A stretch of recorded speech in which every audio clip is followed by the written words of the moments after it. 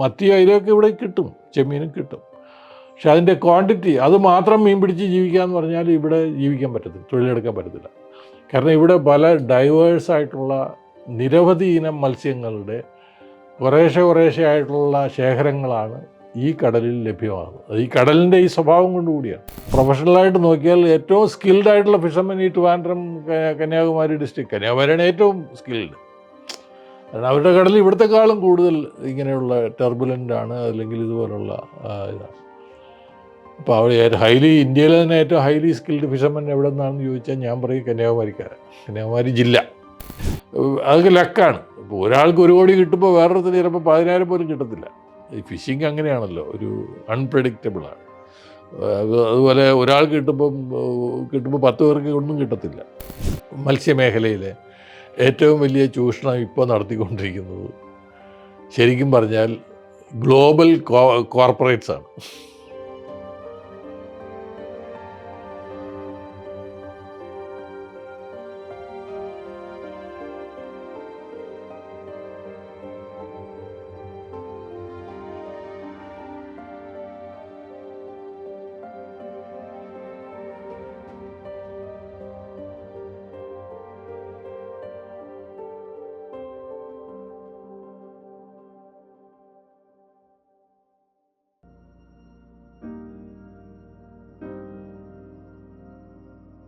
അതിപ്പോൾ ഇന്നത്തെ മത്സ്യത്തൊഴിലാളികൾ പലരും പല തരത്തിലാണ്. ഇപ്പോൾ തിരുവനന്തപുരം കന്യാകുമാരി ജില്ലകളിലെ മത്സ്യത്തൊഴിലാളികൾ കുറേ കൂടി വടക്കോട്ടുള്ള മത്സ്യത്തൊഴിലാളികളെക്കാൾ ഈ കടലിൻ്റെ പ്രകൃതം, ഈ ഇവിടുന്ന് വടക്കൻ കടലും തെക്കൻ കടലും തമ്മിൽ വ്യത്യാസമുണ്ട്. ഈ കൊല്ലത്തിന് അങ്ങോട്ട് കടൽ കുറച്ചുകൂടി, കടലിൻ്റെ അടിത്തട്ട് കുറച്ചുകൂടി ഡെപ്ത് കുറവാണ്, ഷാലോ വാട്ടേഴ്സാണ്, ഇതൊരു ഫ്ലാറ്റ്. അപ്പോൾ അങ്ങനെ അങ്ങോട്ട് പോവുകയാണ്. ഈ തിരുവനന്തപുരം മുതൽ കന്യാകുമാരി വരെയുള്ള ഭാഗത്ത് കടലിൻ്റെ ആഴം, കടലിൻ്റെ അടിത്തട്ട് വളരെ പെട്ടെന്ന് ഡീപ്പാവും. അപ്പോൾ അതുകൊണ്ട് ഇവിടുത്തെ കടലിലെ വേവ്സൊക്കെ വടക്കുള്ള കടലിൻ്റെ വേവ്സിനേക്കാൾ കുറച്ചുകൂടി ശക്തമാണ്. അപ്പോൾ ഈ കടലിനെ അതിജീവിച്ച് തൊഴിലെടുക്കണമെന്നുണ്ടെങ്കിൽ നമുക്ക് നല്ല സ്കില്ല് വേണം. കടലിലേക്ക് വെള്ളത്തിൽ വീണാലും പിടിച്ചു നിൽക്കാൻ കഴിയണം, നീന്തൽ നന്നായിട്ട് അറിഞ്ഞിരിക്കണം, കടലിൻ്റെ ആഴത്തിലേക്കൊക്കെ ഊളിയിട്ട് പോകാനും തിരിച്ചു വരാനും അങ്ങനെയൊക്കെയുള്ള സ്കിൽസ് ഉണ്ടെങ്കിൽ മാത്രമേ ഇവിടുത്തെ മത്സ്യത്തൊഴിലാളിക്ക് മീൻപിടുത്തം നടത്താൻ കഴിയൂ. പക്ഷേ കൊല്ലം കഴിഞ്ഞപ്പോൾ ആലപ്പുഴ, എറണാകുളം ഭാഗത്തേക്കുള്ള ചിലപ്പോൾ നീന്തൽ പോലും അറിയണമെന്നില്ല.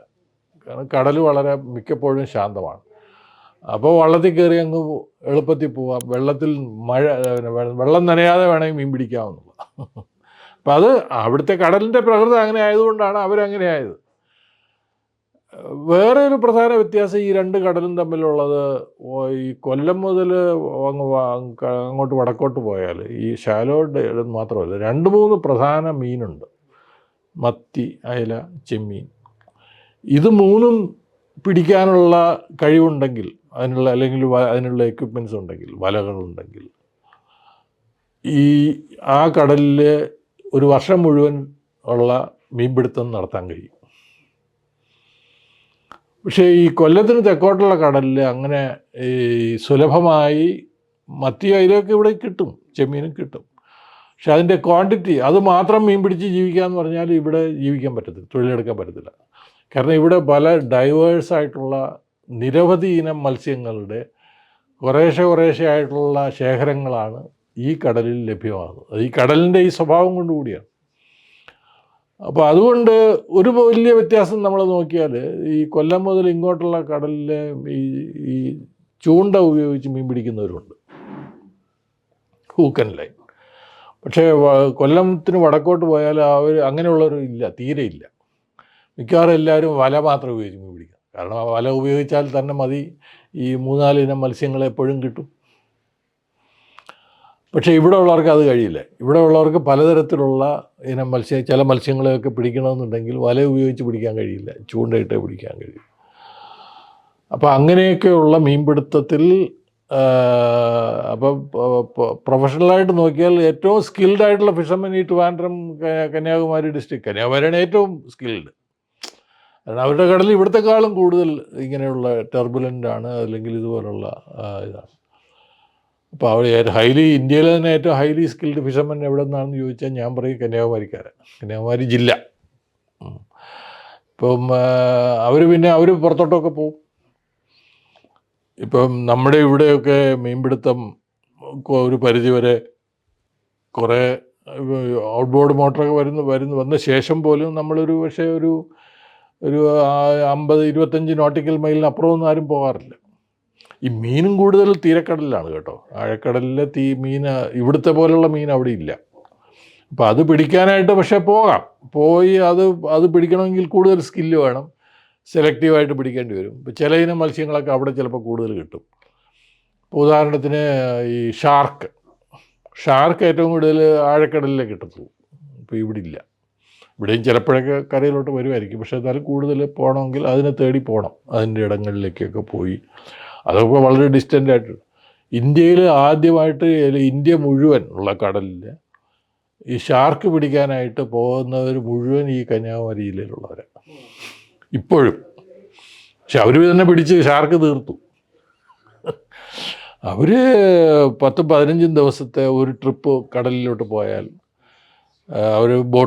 അവർ പിന്നെ ബോട്ടുകളും ടെക്നിക്സും ഡിവൈസസും ഒക്കെ തന്നെ അവർ തന്നെ ഹൈലി എഫിഷ്യൻ്റായി.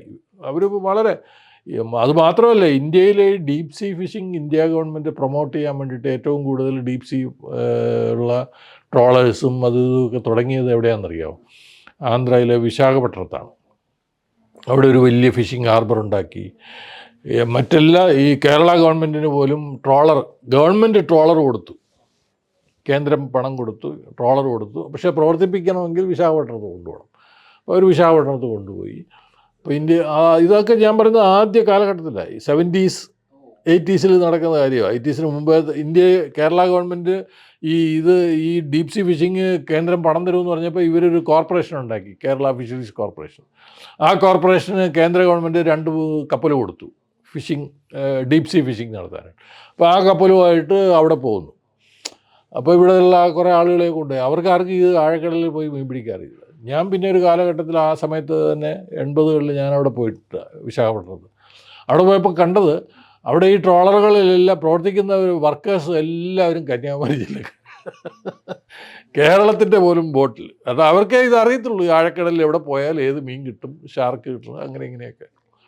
അതൊക്കെ എല്ലാം പൊളിഞ്ഞു പോയി കേട്ടോ. കേരള ഗവൺമെൻറ് അതൊക്കെ അപ്പോൾ തന്നെ നഷ്ടത്തിലായി പൊളിഞ്ഞു.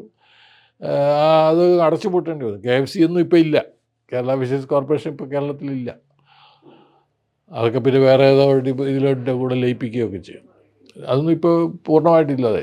ഞാൻ പറഞ്ഞു വരുന്നത് ഇവിടുത്തെ ഈ ഫിഷർമെൻ്റെ സ്കില്ലിൽ നോക്കിയാൽ. അപ്പോൾ ഈ ആഴക്കടലിലൊക്കെ പോയി അവർ മുഴുവൻ, അപ്പോൾ അവരാദ്യം പോയി ഷാർക്ക് മുഴുവൻ പിടിച്ചു തീർത്തു. ഷാർക്ക് മുഴുവൻ പിടിച്ചു കഴിഞ്ഞ ശേഷമാണ് അവർ പിന്നെ ഇപ്പം ടാർഗറ്റ് കൂടുതൽ ചെയ്യുന്നത് വലിയ ട്യൂണാസ് എന്ന് പറയും, ചൂര, വലിയ കേരച്ചൂര എന്നൊക്കെ പറയുന്നത്. ഇതൊക്കെ ആഴക്കടലിൽ പോയി പിടിക്കുന്നതാണ് ഇപ്പോൾ അവർ ചെയ്തുകൊണ്ടിരിക്കുക. അവരത് വളരെ എഫിഷ്യൻ്റായിട്ട് ചെയ്തുകൊണ്ടിരിക്കുക. അവിടുത്തെയൊക്കെ ഫിഷർമെനൊക്കെ വളരെ റിച്ചായി. കാരണം ചിലരൊക്കെ ഇപ്പോൾ വലിയ വീടുകളൊക്കെ വെച്ചു, ആ ഉള്ളിലോട്ട് സ്ഥലമൊക്കെ മേടിച്ചു. അവിടെ ചെന്നാൽ ഞാനത് ജില്ലയൊക്കെ ഒരു പഠനത്തിന് വേണ്ടി ഞാൻ അവിടെ പോയിട്ടുണ്ട്. അപ്പോൾ ഇന്ത്യ മുഴുവൻ ഞാൻ പലപ്പോഴും അവിടെയൊക്കെ പുറത്ത് പോകുമ്പോഴും അവരെയൊക്കെ കാണുമായിരുന്നു. എവിടെ ചെന്നാലും ഇവരുണ്ട് അവിടെ. പല പ്രധാന മീൻപിടുത്ത മംഗലാപുരത്ത് പോയാലും, ഗുജറാത്തിൽ ദ്വാരകയിൽ പോയപ്പോൾ പോലും അവിടെ വെച്ച് കണ്ടു. ഗുജറാത്ത്, ഈ കന്യാകുമാരിക്കാരെ അവിടെ വെച്ച് കണ്ടു. വെരാവൽ, അവിടെയൊക്കെ വലിയ കേന്ദ്രങ്ങളിലൊക്കെ. അപ്പോൾ അപ്പോൾ ഇവരെപ്പറ്റി ഏറ്റവും നല്ല ഡിസ്ക്രിപ്ഷനുള്ളത് ഒരു കേന്ദ്ര ഗവൺമെൻറ് തന്നെ ഒരു വിവാദമായിട്ടുള്ള ഒരു റിപ്പോർട്ടുണ്ട്, മീനാകുമാരി കമ്മീഷൻ എന്ന് കേട്ടിട്ടുണ്ടാവും. അതാണ് ഈ ആഴക്കടൽ മീൻപിടുത്തത്തിന് സംബന്ധിച്ചിട്ടുള്ള ഒരു പഠിക്കാനായിട്ട് ഗവൺമെൻറ് നിയോഗിച്ച ഡീപ് സീ ഫിഷിങ്. അപ്പോൾ അവർ പഠിച്ചിട്ട് അവരുടെ റിപ്പോർട്ടിനകത്ത് പറയുന്നത്, ഈ ആഴക്കടൽ എന്ന് പറയുന്നതിനകത്ത് മീൻ ഒന്നാതെ കുറവാണ്.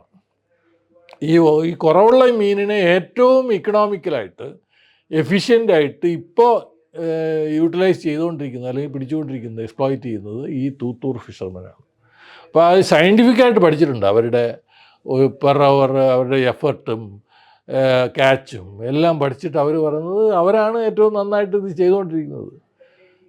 അപ്പോൾ അത് വായിച്ചാൽ നമുക്ക് അവരെയാണ് പ്രൊമോട്ട് ചെയ്യേണ്ടത്, അല്ലാതെ ഈ ഫോറിൻ കപ്പലുകളൊന്നും ഇവിടെ കൊണ്ടുവരേണ്ട യാതൊരു കാര്യമില്ലെന്നാണ് ആ റിപ്പോർട്ട് ശരിക്കും പറയുന്നത്. പക്ഷെ ഇവിടെ അതൊന്നും വായിക്കാതെയാണ് നമ്മളിവിടെ ആഴക്കടൽ മീൻപിടുത്തത്തിന് ബീനാകുമാരി കമ്മീഷന് റിപ്പോർട്ടിനെ തള്ളിക്കളയുക എന്നൊക്കെ പറഞ്ഞ് ഇവിടെ സമരം കാണുന്നുണ്ട്. പക്ഷെ അവരുടെ ആ റിപ്പോർട്ടിനകത്ത് ഇവരെക്കുറിച്ചുള്ള ഏറ്റവും നല്ല സയൻറ്റിഫിക്കായിട്ട് പഠിച്ചിട്ടുള്ളത് ആ റിപ്പോർട്ടാണ്. അപ്പോൾ അങ്ങനെ ഇപ്പോഴും അവർ മീൻപിടുത്തമുള്ളൂ. പക്ഷേ അവർ പിടിച്ച് മിക്കവാറും ഡീപ് സീയിൽ മൊത്തത്തിൽ നോക്കുമ്പോൾ ക്വാണ്ടിറ്റി വളരെ കുറവാണ്, മീൻ കുറവാണ്. പക്ഷേ ആ മീനിനെ ഏറ്റവും പിടിച്ച് ചെയ്തുകൊണ്ടിരിക്കുന്നത് ഇവിടുത്തെ നമ്മൾ ടാപ്പ് ചെയ്യുന്നുണ്ട്. നമ്മളത് ഇനിയും ഇവിടെ പിടിക്കാൻ മീനില്ല. ഇപ്പോൾ ഇവിടെ കടലിലെ 200 മൈൽ വരെയുള്ള ഇന്ത്യയുടെ ഇപ്പോൾ ലോ ഓഫ് ദ സീസ് എന്ന് പറഞ്ഞ് UN ഒരു നിയമം പാസ്സാക്കി. അതിനു മുമ്പ് വരെ നമുക്ക് 12 നോട്ടിക്കൽ മൈൽ വരെ നമ്മുടെ രാജ്യത്തിന് അവകാശപ്പെടാനുണ്ടായിരുന്നുള്ളൂ. അതിനപ്പുറം ഈ വെളിയിൽ നിന്ന് രാജ്യത്ത് നിന്ന് വന്ന് കപ്പൽ മീൻ പിടിച്ചാലും ആർക്കും ഒന്നും പറയാൻ പറ്റില്ല. കാരണം ഇന്ത്യയുടെ കടലല്ലല്ലോ. ഇന്ത്യയുടെ അതിർത്തി എന്ന് പറയുമ്പോൾ നമ്മളെപ്പോഴും ലാൻഡ് അതിർത്തിയല്ലേ കാണുന്നുള്ളൂ. ഈ ലാൻഡിൻ്റെ കൂടെ 12 നോട്ടിക്കൽ മൈൽ വരെയുള്ള കടലേ ഉള്ളൂ ഓരോ രാജ്യത്തിനും അവകാശപ്പെട്ടു ആദ്യം. പക്ഷേ ഈ ഫിഷിംഗ് ഒക്കെ ഡെവലപ്പ് ചെയ്ത് ടെക്നോളജിയൊക്കെ കൂടി കഴിഞ്ഞപ്പോഴത്തേക്ക് ഇത് ഭയങ്കര ഡിസ്പ്യൂട്ടായി. അങ്ങനെയാണ് UN ഇത് ചർച്ച ചെയ്യപ്പെട്ടു. UN ഒരു ലോ ഓഫ് ദ സീസ് എന്ന് പറഞ്ഞൊരു നിയമം കൊണ്ടുവരുന്നത്. അപ്പോൾ അതിപ്പോൾ എല്ലാ കൺട്രീസും റാറ്റിഫൈ ചെയ്തു. അപ്പോൾ ലോ ഓഫ് ദ സീസ് അനുസരിച്ച് ഓരോ രാജ്യത്തിനും എക്സ്ക്ലൂസീവ് ഇക്കണോമിക് സോൺ എന്ന് പറഞ്ഞിട്ട് ഒരു ഏരിയ 200 മൈൽ വരെയുള്ള അതാത് രാജ്യത്തിൻ്റെ കരയിൽ നിന്നും 200 മൈൽ വരെയുള്ള ആ കടലിലെ സമ്പത്ത് അതിൻ്റെ അവകാശികൾ അതാത് രാജ്യങ്ങളാണ് എന്നുള്ള നിയമമാണ് ലോ ഓഫ് ദ സീസ്. അപ്പോൾ ഈ ലോ ഓഫ് ദ സീസ് നിയമം അനുസരിച്ചാണ് ഇന്ത്യ ഗവൺമെൻറ് നിയമം പാസ്സാക്കുന്നത്, എക്സ്ക്ലൂസീവ് ഇക്കണോമിക് സോൺ ആക്ട്. ആ ആക്ട് പ്രകാരം ഇന്ത്യക്കിപ്പോൾ 200 മൈൽ വരെയുള്ള കടലിലെ മത്സ്യസമ്പത്തും മറ്റെല്ലാ സമ്പത്തിൻ്റെ അവകാശം നമുക്കുണ്ട്. അതിനപ്പുറം വേണമെങ്കിൽ ഏത് രാജ്യക്കാർക്കും അവർക്ക് വേണമെങ്കിൽ പിടിക്കാം. ഇതുപോലെ ഉണ്ടായത് 78-ലെങ്ങാണ്ടാണ് ഈ ലോ ഓഫ് ദ സീസൊക്കെ. അത് റാറ്റിഫൈ ചെയ്യാൻ തുടങ്ങിയത് ഓരോ രാജ്യങ്ങളും പിന്നെയാണ്. പക്ഷെ പിന്നെ ഇതിൻ്റെ പ്രശ്നം വരുന്നത് നമുക്ക് 200 മൈൽ കിട്ടത്തില്ല. ചിലപ്പോൾ ഇപ്പോൾ ഇന്ത്യ ഗവൺമെൻറ് നമ്മൾ ഇന്ത്യയുടെ അടുത്തൊക്കെ ഇന്ത്യയും തമിഴ്നാട്ടിൽ ശ്രീലങ്കയും ഇന്ത്യയും തമ്മിലുള്ള ഗ്യാപ്പ് എന്ന് പറയുന്നത് ഇപ്പോൾ ഗൾഫ് ഓഫ് മാന്നാർ, അപ്പോൾ ആ ഭാഗത്തൊക്കെ ഇപ്പോൾ ഇവിടെ രാമേശ്വരത്തു നിന്ന് 20-25 കിലോമീറ്റർ പോയാൽ ശ്രീലങ്ക ആയിക്കഴിഞ്ഞു കടൽ. അപ്പോൾ അവിടെ എങ്ങനെ വിഭജിക്കും? അപ്പോൾ ഇപ്പോൾ അതുപോലെ പാകിസ്ഥാനുമായിട്ടുള്ള ബോർഡർ വരുന്നിടത്ത്, ബംഗ്ലാദേശുമായിട്ടുള്ള ബോർഡർ വരുന്നിടത്ത്, അപ്പോൾ അവിടെയൊക്കെ ഈ 2 രാജ്യങ്ങൾ അംഗീകരിക്കുന്ന ഒരു ബൗണ്ടറി ലൈന് വേണം. അപ്പോൾ അതേ ചൊല്ലിയൊക്കെ ഇപ്പോഴും തർക്കം നിലവിലുണ്ട് കേട്ടോ. അപ്പോൾ ശ്രീലങ്കയുമായിട്ട് തന്നെ. അപ്പോൾ നമുക്ക് അവിടെ 200 മൈൽ കിട്ടത്തില്ല. അതുകൊണ്ടാണ് ഈ രാമേശ്വരത്ത് എപ്പോഴും ഈ ക്ലാഷ് വരുന്നത്. ഇന്ത്യക്കാരായ മീൻപിടുത്തക്കാരെ അങ്ങോട്ട് കടന്നു കയറി മീൻ പിടിക്കും. അപ്പോൾ അവർ പിടിച്ച് ജയിലിലിടും, വെടിവെക്കും, ഒക്കെ നടക്കുന്നുണ്ട്. ഏറ്റവും രൂക്ഷമായത് ഈ ശ്രീലങ്കയിലെ സിംഹള ക്രൈസിസ് വന്നില്ലേ, ഈ തമിഴിയൻസിൻ്റെ. അപ്പോഴും അവിടുത്തെ ശ്രീലങ്കയിലെ തമിഴർക്ക് മീൻപിടുത്തം ഒട്ടും തന്നെ നടത്താൻ കഴിയാത്ത അവസ്ഥ ഉണ്ടായി. അവരെല്ലാം അടിച്ചമർത്തുകയും ആ സമയത്ത് മുതലെടുത്തുകൊണ്ട് തമിഴ്നാട്ടിലെ മീൻപിടുത്തക്കാർ ട്രോളറുകളെല്ലാം ഈ ശ്രീലങ്കൻ വാട്ടേഴ്സിൽ കയറി ഇഷ്ടം പോലെ മുഴുവൻ മീൻ പിടിച്ച് നശിപ്പിച്ചു. പിന്നീടാണ് ഈ ഗവൺമെൻറ് മാറി പ്രശ്നമൊക്കെ അവസാനിച്ച ശേഷം അവർ നോക്കുമ്പോൾ കടലിൽ മുഴുവൻ ഇവരാ കൈയടക്കി. അപ്പോൾ അവർ പോലീസിനെ ഉപയോഗിച്ച് പട്ടാളത്തെ ഉപയോഗിച്ചൊക്കെ ഇന്ത്യയിൽ നിന്ന് വരുന്നവരെ തടയാൻ തുടങ്ങി. പെട്ടെന്ന് തമിഴ്നാടുകാർ അപ്പോഴാണ് ഇന്നലെ വരെ ഞങ്ങൾ അവിടെ പോയി പിടിച്ചപ്പോൾ ഒരു കുഴപ്പമില്ലായിരുന്നില്ലേ, ആർക്കും അറിയത്തില്ലല്ലോ എവിടെയാണ്, വേലിയൊന്നും കെട്ടിയിട്ടില്ലല്ലോ കടലിൽ. അപ്പോൾ അങ്ങനത്തെ പ്രശ്നങ്ങളൊക്കെ ഉണ്ടാകുന്നത് ഇതിനെ തുടർന്നാണ്.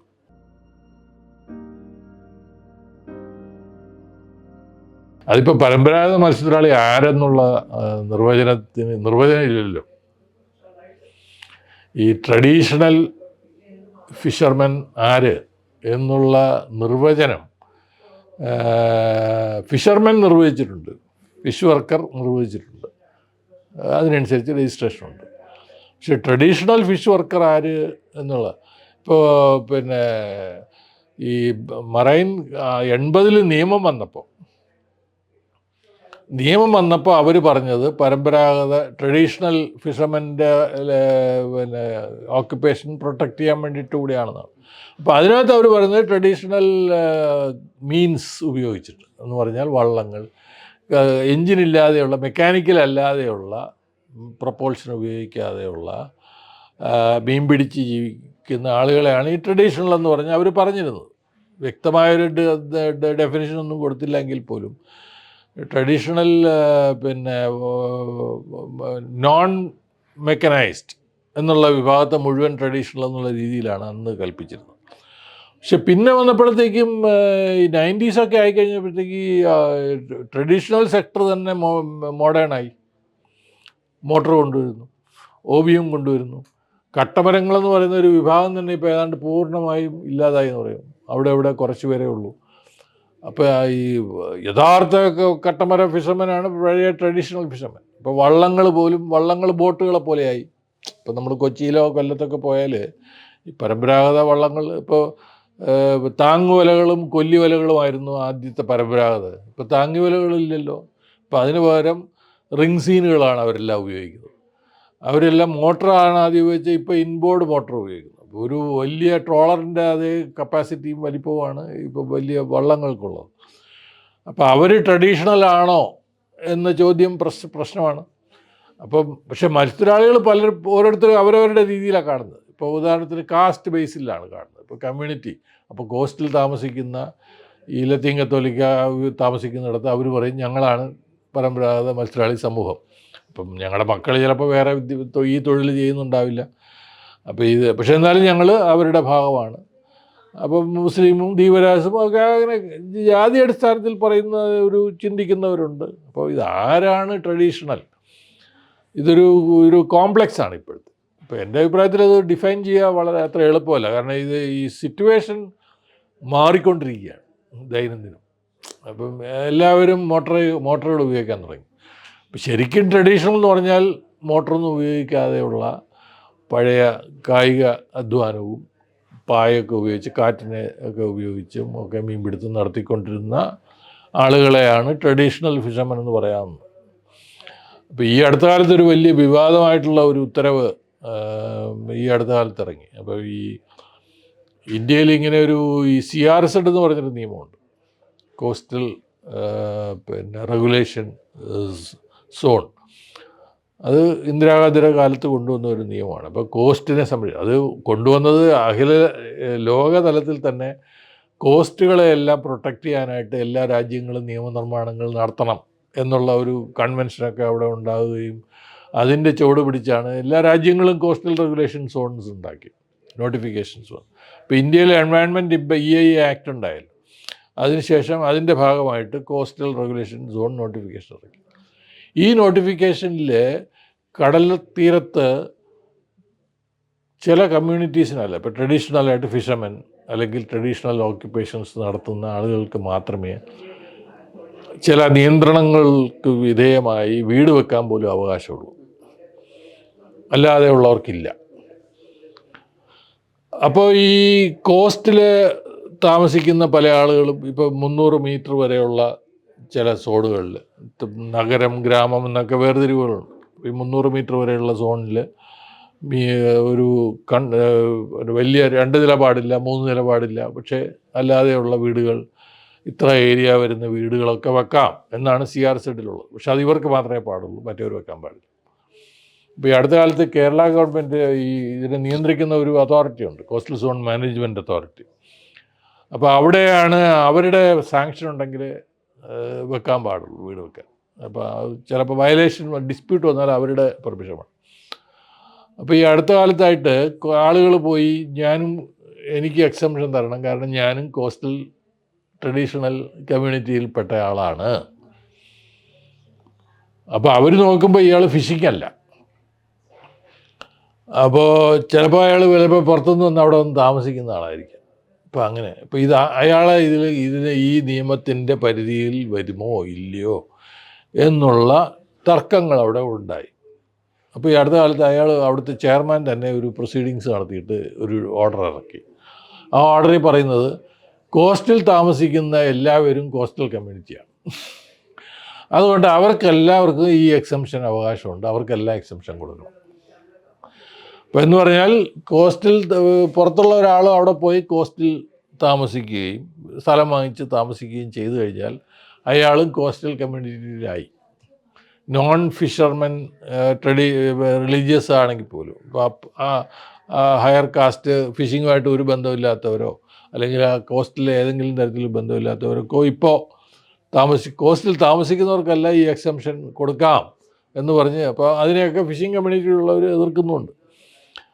പക്ഷെ ഇത് ഇച്ചിരി കോംപ്ലക്സ് ആണ് വിഷയം. ഇപ്പോൾ കോസ്റ്റിനകത്ത് താമസിക്കുക, ഇപ്പം ഞാനും കോസ്റ്റൽ കമ്മ്യൂണിറ്റി എന്ന് വേണമെങ്കിൽ എനിക്ക് പറയാം. കാരണം എൻ്റെ ഫോർ ഫാദേഴ്സൊക്കെ ഫിഷിങ് നടത്തിയിരുന്നു, അതാണ് എൻ്റെ കോസ്റ്റൽ അവകാശം. അല്ലെങ്കിൽ ഞാൻ പക്ഷേ കോസ്റ്റൽ കമ്മ്യൂണിറ്റിയുടെ കോസ്റ്റൽ ഫിഷിങ് ചെയ്യുന്നില്ല, കോസ്റ്റുമായിട്ട് ബന്ധപ്പെട്ട എൻവയൺമെൻറ്റിൽ എന്തെങ്കിലും തൊഴിൽ ചെയ്യുന്നില്ല.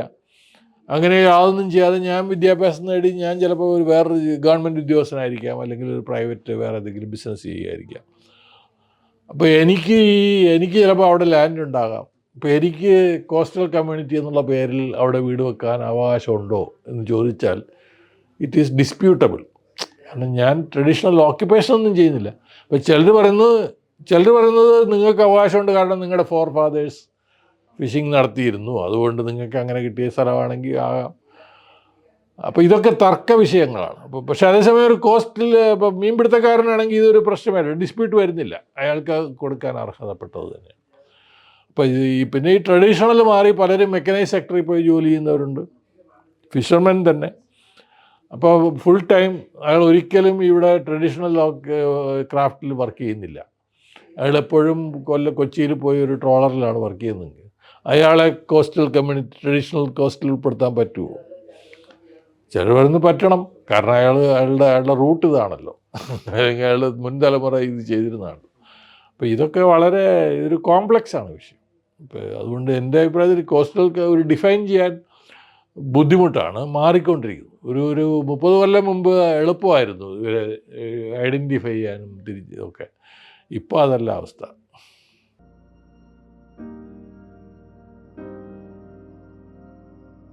പ്രധാനമായിട്ടും തമിഴ്നാട്, പിന്നെ കേരള, തിരുവനന്തപുരം, കൊല്ലം വരെയാണ് പ്രധാനമായിട്ടും ഉണ്ടായിരുന്നത്.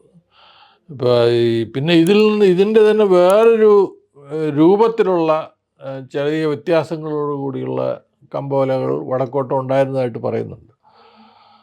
പക്ഷെ മെയിൻലി ഇവിടെ കാണുന്ന തരത്തിലുള്ള കമ്പോല ഞാൻ കൊല്ലം വരെയേ കണ്ടിട്ടുള്ളൂ. കൊല്ലത്തിന് നീണ്ടകരയ്ക്ക് വടക്കോട്ട് കണ്ടിട്ടില്ല. നീണ്ടകരയ്ക്ക് വടക്ക് അല്ലെങ്കിൽ ആ ഒരു ആലപ്പുഴ ജില്ല തുടങ്ങിക്കഴിഞ്ഞാൽ അതിനപ്പുറം ഒന്നും കമ്പോല ഇല്ലായിരുന്നു എന്ന് തന്നെ വേണമെങ്കിൽ പറയാം.